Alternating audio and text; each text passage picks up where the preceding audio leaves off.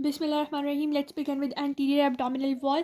So, the wall of the abdomen that is forming the anterior side as well as certain lateral parts, it is known as the anterior wall of abdomen, or we can call it the anterolateral wall of the abdomen. Now, it is covered by skin like any other body part and a superficial fascia. So, we will discuss the skin and superficial fascia in this video. Now, skin, as you know, skin of the abdomen, it is very much tensile. It can go undergo a large number of stretching, and when it undergoes stretching in females, like during pregnancy, accumulation of fat. When a large amount of fat is accumulated, the belly grows, and that is known as obesity. If there's fluid accumulated, that is ascites due to extracellular edema, then the skin can also stretch. Then whitish streaks sometimes appear due to the excessive stretching, and these whitish streaks on the skin, they are called linea albicantis. Linea means line, albicantis mean white, so white lines. Umbilicus is a region that contains three things: two arteries and one veins. The arteries are tortuous and the vein is present over there. So it is actually, the umbilicus is a normal scar in the anterior abdominal wall, and it is remnant of root of the umbilical cord. The umbilical cord, it is actually a nutritional connection between the mother and the baby that has two arteries and one vein, and that is a remnant of the root of umbilical cord. Now, what is its location? It is at the disc between L3 and L4, the third and fourth lumbar vertebrae. In infants, the umbilicus is a little bit lower from this location, and in pendulous abdomen people, it is a little bit lower. Now, it has a very special name, that it is a watershed line. So, if umbilicus is like this at the level of the disc between L3 and L4, then all the lymph and venous blood flow above it will drain into the veins and the lymph nodes that are above it, and all the veins and the lymph vessels that are below it will drain into the substances that is below it. So it is a watershed line. Everything that is above it goes upward, everything that is below it goes downward, and this line is not crossed in our body. There is no crossing. Now the nerve supply, this umbilicus that is at between L3 and L4, supplied by T10 segment of the spinal cord, or 10th thoracic nerve. Now, important, it is very much important because it is a site of anastomosis between the portal veins. Portal veins are the veins of liver and the systemic veins, so it is a portocaval anastomosis place. Now, what happens in portal hypertension? Portal, that is the liver veins, they are hypertensed and they have a large amount of fluid in them. So the anastomosis that was between the portal and the systemic circulation, it opens up. The veins are dilated and they gain that snake-like appearance. That snake-like appearance is called caput medusa.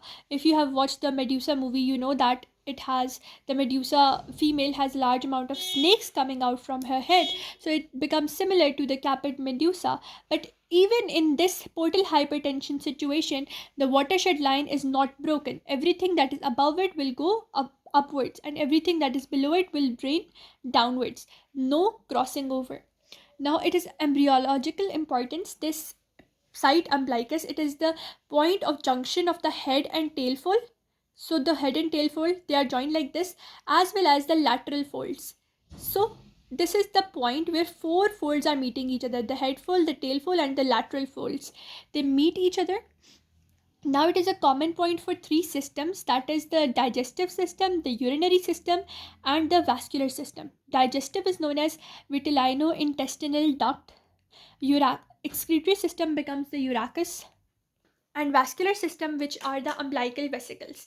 Now, clinical importance: if there is any sort of tumor that is developed at the umbilicus, it is because of that digestive tract is left behind. It has certain remnant. So any tumor at the umbilicus is due to the remnant of the vitellino-intestinal or digestive tract. Now, fecal fistula: if the connection between the vitellino-intestinal or digestive tract and your umbilicus is patent, your intestine is connected to your umbilicus, that sort of situation is known as a fecal fistula, and your feces can dribble out through the umbilicus in such a situation. So this is your fecal fistula. You can see the intestine having a connection with the umbilicus, through which the feces can dribble out from your umbilicus. Similarly, if the urinary bladder or your urinary system or the urachus has a connection with the umbilicus, that is, your urinary bladder has this patent connection with the umbilicus, urine can dribble out in the form of droplets to the umbilicus, and that is known as the patent urachus. Above one with the intestine was fecal fistula, and this one is patent urachus. Now we have the Meckel's diverticulum. Now if you have the intestine and you have the vitlino-intestinal duct, but only the proximal part or the first part remains, that is known as Meckel's diverticulum. So proximal part of vitlino-intestinal duct, if it remains in the individual, you have the Meckel's diverticulum. But now if the middle part remains, then you have the enterocele. So proximal part becomes Meckel's diverticulum, the middle part becomes the enterocele, and if the whole thing remains, it is known as fecal fistula. And if you have the persistence connection with the urinary bladder, you call it the patent urachus. Now, due to weakness at the level of umbilicus, organs can move out, and that is known as the umbilical hernia. Now, we will talk about the superficial fascia. We will discuss the superficial fascia not only of the abdomen but a little bit of the perineal region. So now this fascia of the abdomen, it is having superficial fascia, deep fascia, etc. Firstly, it is lined by the skin, and just behind the skin you have superficial fascia, which is further divided into two layers, that is the fatty layer and membranous layer. The fatty layer is also known as fascia of the camper. If you draw a camp is somewhere you live. So if you have that camp forms the external layer. So this fascia of the camper is the external layer of superficial fascia that is laddered with fat, whereas the internal layer of the superficial fascia, it's deep and it is the membranous layer. It is also known as fascia of Scarpa. So firstly we have campus fascia, which is thick, which is fatty.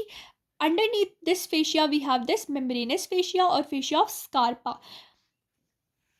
Now, when I told you we will not only discuss the fascia of abdomen but also of perineum. So in the perineum, in the menis, it becomes fatless. This fatty layer is devoid of fat. But in the scrotum, this fatty layer becomes the dartos muscle. Because scrotum needs a large amount of muscle, so it can push the sperm out through the reproductive tract. And this membranous layer, the deep layer, is the fascia of Scarpa. And in the perineal region, it becomes the Cooley's fascia.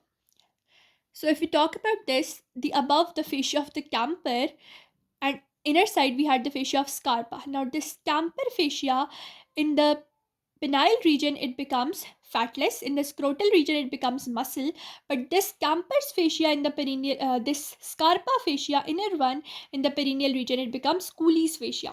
Now this Scarpa fascia, Cooley's fascia, the both the fascia of abdomen and the perineal region, both of them, they have these are the membranous layer of superficial fascia, and they have attachments, and these attachments prevent the urine.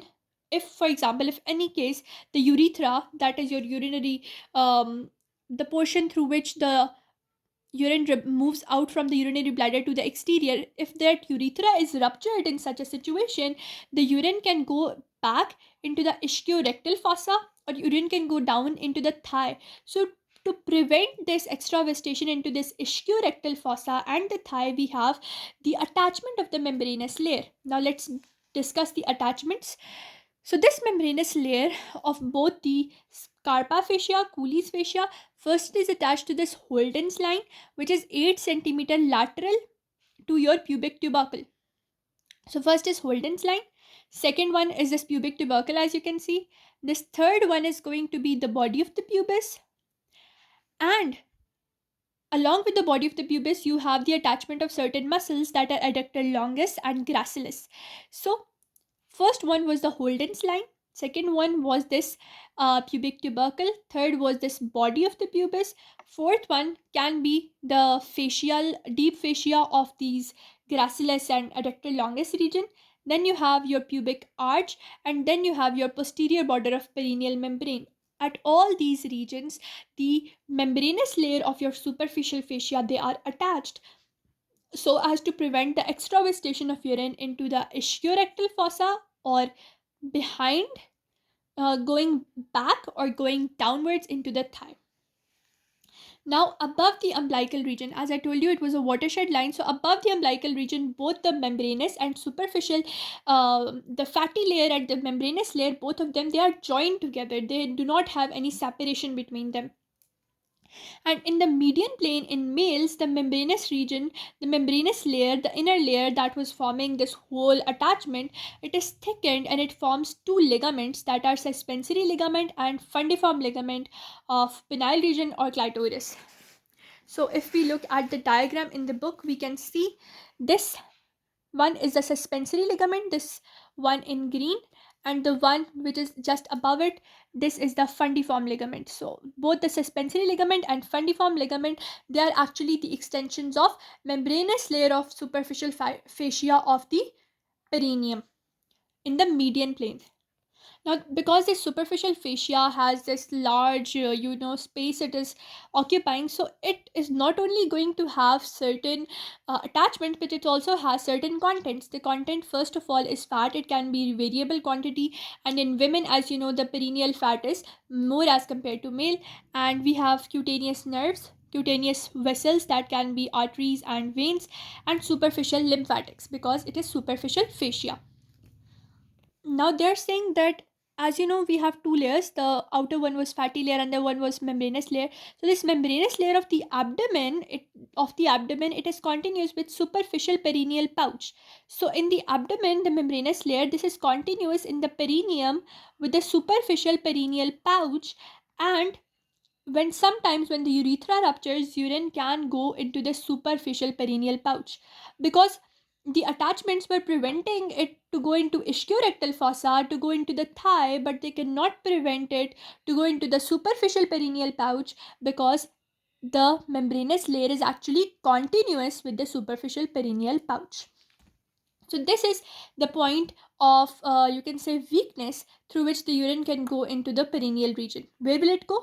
Into the superficial perineal pouch. Why? Because the membranous layer is continuous with it. With that, we are done with the first region. In the next video, we will discuss the contents of the superficial fascia of abdomen.